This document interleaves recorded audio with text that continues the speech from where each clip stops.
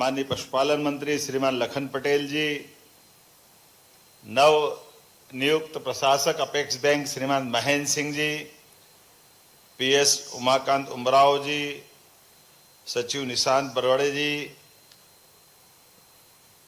DP Ahuja जी, स्वतंत्र कुमार सिंह जी, इस अवसर पर मौजूद हमारे विभाग के अधिकारियों सहित इस प्रशिक्षण कार्यशाला में सभी भाइयों बहनों, पत्रकार साथियों, सच में 16 विभागों के बीच ये कृषक कल्याण वर्ष के दरमियान ये कार्यशाला का अनूठा आयोजन हमारी उस उदात्त भावना के साथ समेकित रूप से एक साथ काम करने का एक नया प्रयोग किया। मैं आप सबको बधाई देता हूं, आप सबका अभिनंदन करता हूं।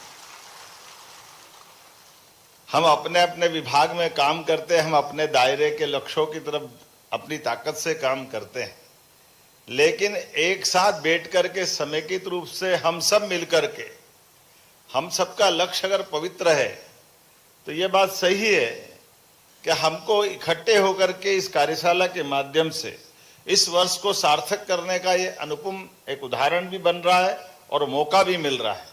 इस नाते से मैं आप सबका स्वागत भी करता हूं, अभिनंदन भी करता हूं। ये हमारा भी प्रयोग है, हमारे अंदर में और आपके अंदर में भी, आपका भी ये नया प्रकार का अनुभव आने का एक अवसर रहेगा।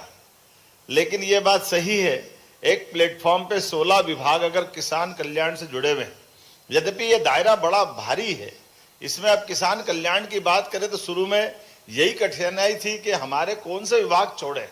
हर एक कोई ना कोई इससे जुड़ा हुआ ही है, अलग से कैसे उसको छोड़ सकते हैं। इरिगेशन डिपार्टमेंट को छोड़े तो बड़ा मुश्किल है। पीडब्ल्यूडी क्या गाँवों की सड़क नहीं जाएगी, क्या बिजली नहीं मिलेगी। एक तरफ से स्कूल कॉलेज से लेकर हेल्थ की सुविधा तक किसानों के साथ किसान कल्याण की बात करें तो पूरी सरकार ही आ जाती है।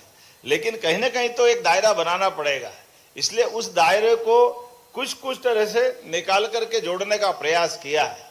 उद्यानिकी और कृषि एक तरह से भाई बहन की तरह इसको देखा है, तो सहकारिता के अम्ब्रेला के नीचे वो सारी योजनाओं को फलीभूत होते देखते हैं, जिसके कारण से किसान की फसल और फसल के साथ आय के भी कई संसाधनों के मार्ग निकलते हैं। पशुपालन, मत्स्य पालन, इसी प्रकार से उद्यानिकी, नर्सरी, ऐसे कई प्रकार के विषयों को जोड़ने का प्रयास किया है। मुझे इस बात की प्रसन्नता है कि जब हम अपने योजनाओं के लक्ष्य की तरफ मिलकर के कुछ विभागों की तरफ देखते हैं तो आज ही आकर बैठने के साथ मुझे भी आपने परीक्षा में फंसा लिया, मुझे भी हाथ में अपनी तरफ से डिजिटल अलग अलग प्रकार की तकनीक के मार्ग पे पहुंचाया, लेकिन माइक के माध्यम से किसान हेल्पलाइन भी मुझे भी उस लाइन पे खड़ा किया है। अब मुझे लगा जो मैंने बोल दिया और उसको जो लगा उसने बोल दिया, हो सकता मैंने जो बोला उसने समझा नहीं या उसने जो बोला मैंने नहीं समझा। हम दोनों समझते समझते आप भी समझ गए, हम भी समझ गए।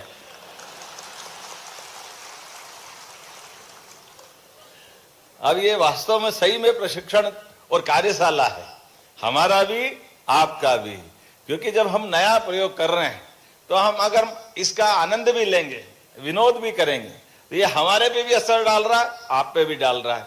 हमें अपने अपने काम करते करते मन में इसकी जो कोमलता है, अंदर की जो अंकुरण क्षमता है, उसको जिंदा रखने की आवश्यकता है। कई बार उम्र के साथ, अनुभव के साथ, अपनी सेवा वृद्धि के साथ हमको अंदर से अहंकार आता जाता है। वो सब तरफ से हो सकता है, हमारी तरफ से भी हो सकता है, आपकी तरफ से भी हो सकता है, किसानों की साइड से भी बहुत सारी बातें आती है। ऐसे आप जब नए प्रयोग की तरफ ले जाते हो तो मनुष्य का स्वभाव होता है, वो सहजता से नहीं मानता है। वो बजाय पॉजिटिव लेने के कई बार ऐसे प्रश्न खड़ा करेगा जिसमें से आप भी दुविधा में पड़ोगे। लेकिन ये संसार चलाने के लिए हम अपनी पवित्रता के बलबूते पर, हमारी लगातार एकात्म भाव से उसके पीछे पढ़ने की आवश्यकता है। जब आप पढ़ते हो, पीछे लगते हो, तो उसके परिणाम भी आते हैं। मुझे इस बात की प्रसन्नता है। ऐसे कई चीजें मैं देखता हूं जो पहले लगता असंभव है, कैसे होगी, हो ही नहीं सकती, लेकिन अपने सामने धीरे धीरे होती जा रही। अभी अगर मैं पशुपालन विभाग की बात करूं, नेशनल डेयरी डेवलपमेंट बोर्ड के माध्यम से जब वो गत वर्ष समझा रहे थे तो हमको लगा था कि पहले हमारा सांची खत्म करोगे क्या, ये क्या बात हुई। फिर हमने कहा ये हमारे वर्षों से ग्वालियर जबलपुर ये तो कई प्लांट अभी तो उनको मशीन लग गई ग्वालियर में, तो चालू नहीं हो रहा, हमारा पैसा ही नहीं दे पा रहा, ये सब दे देंगे क्या, कई सारे प्रश्न खड़े हुए। लेकिन हमारी अपने सामने 1 साल के अंदर ही, जब आज मैं जिस गांव में महेश्वर की विधानसभा के गांव के अंदर था और एक राजेश मालवीकर के 5 बीघा के किसान से उसकी फसल के उपार्जन की बात कर रहा था, और मैंने उससे कहा कि तुम्हारी फसल कितने की होती है, तो उसने कहा मेरी 60-70 हजार की फसल होती है। दोस्तों दोनों फसल मिला के बोला हाँ 60-70 हजार की इधर की होती उधर की होती है। तो हमने कहा 60-70 में खर्चा कितना होता है, तो बोले एक फसल खर्चे में चली जाती, एक बचेगा। तो हमने कहा बाकी का क्या होता होगा, तो हमने कहा मैं दूध का उत्पादन करता हूँ ना। मैंने दूध का उत्पादन कितना करता है, बोले 10 गाय है 5 भैंस है। तो हमने कहा दूध का भाव बढ़ा कि नहीं बढ़ा, बोले हाँ बढ़ गया। कितना बढ़ गया, बोले 10 रुपये लीटर बढ़ गया। मैंने कितने साल बढ़ा, बोले 8-10 साल में बढ़ा। मैंने कहा अपना संतोष हो गया कि वास्तव में ये पशुपालन विभाग ने हमने काम किया, उसका रिजल्ट नीचे तक गांव तक आया। ये सच में आपके माध्यम से एक प्रकार से ये दूध क्रांति भी हो रही, और दूध के माध्यम से किसानों की समृद्धि के मार्ग आ रहे हैं, ये बात भी सही है। ये जब आंकड़े अपन तथ्यात्मक रूप से देखते हैं तो वो भी दिखाई देते हैं कि हमारी सरकार के गठन के साथ अगर हम गेहूं का रेट, आप आजकल तो चैट जीपीटी का जमाना है, अपने पास बहुत सारे संसाधन है। 1956 में गेहूं की जो कीमत थी वाकई में वो 90-95-100 रुपए क्विंटल थी, और 55 साल में केवल 400 रुपए कीमत बढ़ी। लेकिन ये 400 रुपए तो अभी 2023 के दिसंबर में अपनी सरकार बनी, और तब तक का भाव क्या था, और 24, 25, 26 में आज 2626 का गेहूं हम खरीद रहे हैं। ये जो फसल के साथ में फिर जो मैं उससे दूसरे तरह किसानों से बात कर रहा था, एक ने कहा कि मैंने अपनी मशीन लगाई। मैंने 3 बार मेरे साथ जो बैठे विधायक राजकुमार अमेव महेश्वर वाले थे, रास्ते में देखा गट्ठर बने बड़े बड़े पड़े हुए। ने काहे के है, बोले मक्का के निकलने के बाद उसके जो बाकी के फसल का वेस्ट है उसके गट्ठर पड़े। तो हमने कहा बताओ ये कितने की मशीन आई, तो उसने कहा ये 3 तरह की मशीन है, सब मिलाकर के ट्रैक्टर सहित भाव पूछा तो लगभग 20 लाख रुपए की वो पूरा यूनिट पड़ा। तो हमने कहा ये कितने में खरीद रहा, बोले कब से चालू करा, बोले 6 महीने पहले चालू करा। तुम क्या भाव खरीद रहे हो किसान से, तो उन्होंने कहा हम 50 रुपये क्विंटल खरीद रहे हैं। उन्होंने कहा अब तुम ये बना के गट्ठर बेचो कितने, बोले 200 रुपये क्विंटल बेचेंगे, या उसने जो आंकड़ा बताया। तो अब ये अलग से कितनी आमदनी हो जाएगी, तो उन्होंने कहा मेरे को ये 6 महीने में ये भी 5-6 लाख की आमदनी हो गई। अब ये वास्तव में किसान का खेत भी खाली हो गया, किसान को अलग से उसके रॉ मटेरियल की कीमत भी मिल गई, और नरवाई जलाने की समस्या भी हल हो गई। ये एक से एक जो जुड़ी हुई कई सारी चीजें हैं। मैं उम्मीद कर रहा हूं कि ऐसी प्रशिक्षणशाला के माध्यम से नई तकनीक, डिजिटल प्लेटफॉर्म और इसका लाभ अंतिम छोर तक के किसानों को मिले, ताकि किसानों की आय बढ़े, खेती की लागत घटे और खास करके उपज का बेहतर मूल्य मिले। इस नाते से ये कृषि के आज सच में किसानों के बजाय ये सारे कृषि कर्मयोगियों का प्रशिक्षण है। मैं आपके इस नए मार्ग पे चलने की आपको भी बधाई दे रहा हूं, क्योंकि आज बहुत पवित्र काम करने आप आए हैं। हमारे यहाँ योगियों का अलग अलग प्रकार है, लेकिन आपके प्रति जो भावना दी है वाकई ये हमारे अपने लिए सरकार के साथ इस पवित्र भाव की भी हम अपने मन में श्रद्धा के साथ इस काम को करें। जब हम आपसे स्थानीय संसाधनों के बलबूते पर, फसल के पैटर्न के आधार पर आपके अपने बीच कई बार बड़ा मजा भी आता है। भाषा और भाषा के साथ काम करने का जो भाव का फर्क होता है, हम में से कई सारे लोग, अब आप तो सब जानकार हो, मैं अच्छे कई सारे मित्रों से पूछ लेता हूं, बताओ रबी और खरीफ में क्या फर्क। अब रबी और खरीफ में फर्क बड़ा मुश्किल जाता है, शब्द थोड़े उर्दू लगते हैं, क्योंकि ये बात सही है कि रबी मैंने रब ने, भगवान ने कल्पना कर दी कि अच्छा हो जाएगा तो मान लिया, तो वो बात की बरसात के बाद की फसल तो रबी की होती है, तो वो तो भगवान भरोसे होती थी। लेकिन आज भगवान से भी लड़ करके, भगवान के ही आशीर्वाद से जब खेतों में बिजली पहुंचा दी और पानी की नदियों का, नहरों का, सूक्ष्म तकनीक का जब चारों तरफ से वातावरण बना है, तो अब 2 फसल की बात नहीं कर रहे, अब तो गर्मी में भी फसल लगा रहे हैं, और गर्मी में भी फसल ऐसी लगा रहा है कि विभाग को उससे रोकने के लिए उड़द का बोनस चालू करना पड़ रहा। देखो क्या समय आया, कहां से कहां गाड़ी बढ़ गई, अपने बीच में नए दौर के नए वातावरण में पहुंच गए। लेकिन सच में ये वो मार्ग भी है जिस मार्ग को अगर अपन आजादी के बाद के मार्ग से जोड़ के देखें, हमने सबने वो उपकार पिक्चर देखी होगी, जिसके माध्यम से अपने इसी देश के अंदर मनोज कुमार को फिल्म बनाना पड़ी। तो मनोज कुमार के फिल्म का एजेंडा क्या था? एजेंडा तो यही था ना कि हमारे यहाँ किसान अगर खेती करना छोड़ देंगे तो फिर देश प्रदेश का होगा क्या? जैसे सीमा पे जवान की आवश्यकता, ऐसे खेत में किसान की आवश्यकता भी। और ऐसे में खेत के किसान को उसके लिए उसकी पढ़ाई लिखाई जो भी हो, क्योंकि कई सारे स्कूल में हम जाते हैं, आप किसी से भी बच्चों से, नई उम्र के बच्चों से पूछो आप आगे क्या करना चाहते हो, तो वो डॉक्टर, वकील, इंजीनियर, आईएएस, आईपीएस सब बनना चाहता है। लेकिन बड़ी मुश्किल से कोई एक आध किसान की बात करेगा। मैं तो एक आध इसलिए बोलता हूँ कि थोड़ी बहुत इज्जत बच जाए, नहीं तो मालूम पड़ा वो एक भी नहीं कहता। अब ये ऐसा क्यों होता है? हमारे लिए एक चुनौती का विषय है। आज अपने बीच में ये बोलते आना चाहिए कि अगर 50 बच्चे बैठे तो 25 हाथ उठा के आए कि हाँ हम किसान बनेंगे। क्यों? क्योंकि अगर मैं उनसे उल्टा पूछता हूं कि अच्छा बताओ आपके घर में खेती किन की होती है, तो उसमें से जितने बच्चे बैठे वो आधे से ज्यादा खेतों से चले, खेती के माध्यम से कृषक परिवार के बच्चे होते हैं। तो जब कृषक परिवार के बच्चों में कृषि के प्रति जितना आकर्षण बढ़ेगा तभी तो बात पूरी होगी। हमारे सामने उदाहरण इजराइल का है, ऐसे कई और देशों का भी जिनके खेती के लिए 7-8 इंच की जहां बारिश होती है वहां खेती के प्रति क्या ललक है। अभी हमने 2 दिन पहले का अगर आपने समाचार देखा होगा, सच में मेरा मन तो बिल्कुल गदगद भी हो गया।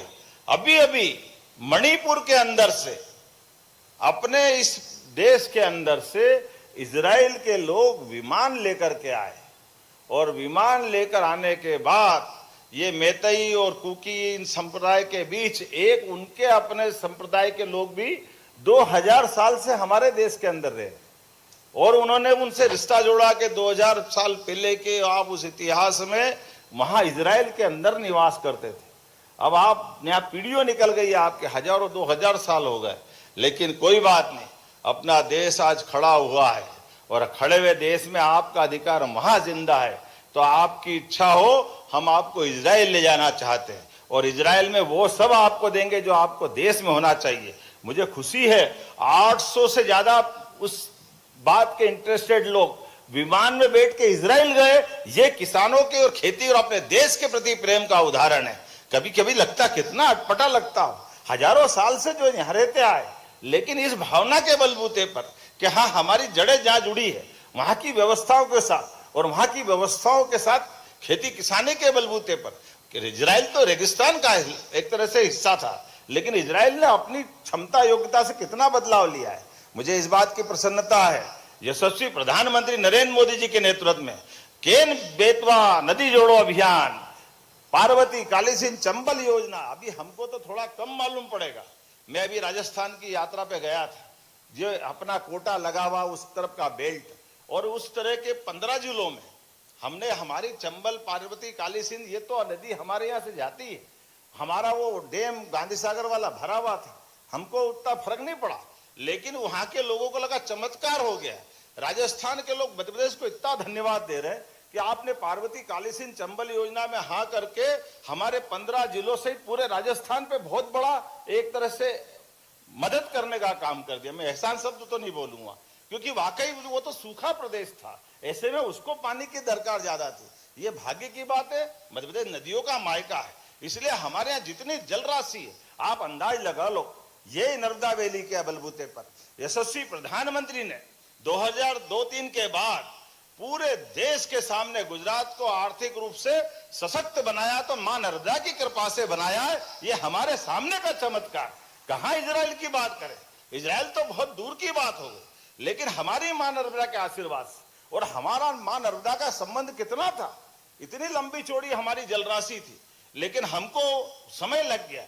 कोई बात नहीं, बहुत सारी बातें होती है, पॉलिटिकल व्यवस्थाएं भी होगी, लेकिन आज का समय इन बातों के लिए नहीं है कि हम व्यवस्था में बेबस होकर के हाथ पे हाथ बंद करके बैठे।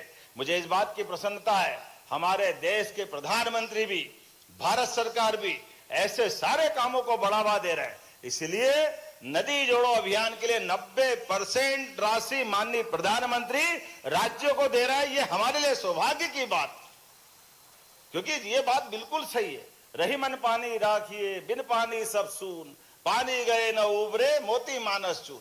पानी के कारण से खेती और उससे जुड़े विभाग के लिए क्या होता है बताने की जरूरत नहीं। हमने पारस पत्थर का नाम सुना होगा कि वो लोहे को छुआए तो सोने का हो जाता, वो हो न हो हमको नहीं मालूम, लेकिन सूखे खेत में पानी मिल जाए तो फसल सोने की हो जाती है। ये हमारे अपने सामने चमत्कार होते हुए दुनिया देखती है। तो आज अपने पानी की बूंद बूंद बचा करके खेती किसानी के प्रत्येक क्षेत्र में जितना बेहतर हो सकता है वो सब करने का प्रयास करें। और आपकी ये प्रशिक्षण कार्यशाला के माध्यम से ई विकास, सार्थक ऐप, अब खाद वितरण से लेकर कार्यों की सटीक मॉनिटरिंग तक कई प्रकार के कामों की जो अपेक्षा की, नरवाई के प्रबंधन की बात मैंने की है, एमपी फार्म गेट ऐप और कई प्रकार के नए नवाचारों के साथ ये जो समूची कार्यशाला है, सच में ये कृषक कल्याण वर्ष की बहुत बड़ी सौगात है। आज वैसे तो आप सब अपने अपने क्षेत्र में जानकार है, समझदार है, मैं आपको क्या बताऊं। अब आप तो अगर मैं बात करूं तो आप मेरे को 4 बात समझा सकते हो, ये मैं मान के चलता हूं, क्योंकि आपके अपने विभाग की दक्षता के बलबूते पर आपने समय भी गुजारा है, आप विषय में भी डूबे। लेकिन ऐसे अलग अलग विषयों को एक साथ समेकित करने के लिए ये जो कल्पना की गई है, वाकई ये बहुत अच्छी कल्पना है और इसमें आप सबका सक्रिय योगदान मध्य प्रदेश को नई ऊंचाई तक ले जाएगा। फल, फूल, सब्जी, दूध, पशुपालन, मत्स्य उत्पादन, सब प्रकार की दलहन, तिलहन, अन्न, सब प्रकार की फसलों के उपार्जन और सहित सारे कामों में आज की कार्यशाला अपनी महत्वपूर्ण भूमिका अदा करेगी। मेरी अपनी ओर से समूची कार्यशाला के लिए सभी विभागों सहित सभी अधिकारियों को, आप सबको भी बधाई देता हूं। बहुत बहुत धन्यवाद। भारत माता की जय।